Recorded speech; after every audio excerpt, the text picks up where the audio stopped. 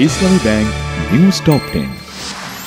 মিটফোর্ডে ব্যবসায়ী সোহাগ হত্যা মামলার বিচার হবে দ্রুত বিচার ট্রাইব্যুনালে। এখন পর্যন্ত গ্রেপ্তার 5 জন, জানালেন আইন উপদেষ্টা আসিফ নজরুল। ব্যবসায়ী হত্যায় জড়িতদের আইনের আওতায় আনা হচ্ছে, জানালেন স্বরাষ্ট্র উপদেষ্টা। পুরান ঢাকার ব্যবসায়ী হত্যার পেছনে কারা জড়িত তা খতিয়ে দেখার দাবি জানিয়েছে যুবদল, ছাত্রদল ও স্বেচ্ছাসেবক দলের কেন্দ্রীয় নেতারা।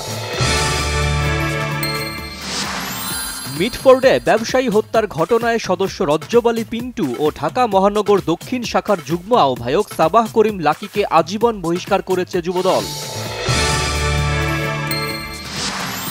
বিশ্ব স্বাস্থ্য সংস্থার দক্ষিণ পূর্ব এশীয় অঞ্চলের আঞ্চলিক পরিচালক সাইমা ওয়াজেদ পুতুলকে অনির্দিষ্টকালের বাধ্যতামূলক ছুটিতে পাঠানো হয়েছে। যুক্তরাষ্ট্রের ওয়াশিংটনে দ্বিতীয় দফার বাণিজ্য আলোচনার তৃতীয় ও শেষ দিনে আরও কিছু বিষয়ে একমত হয়েছে দুই দেশ।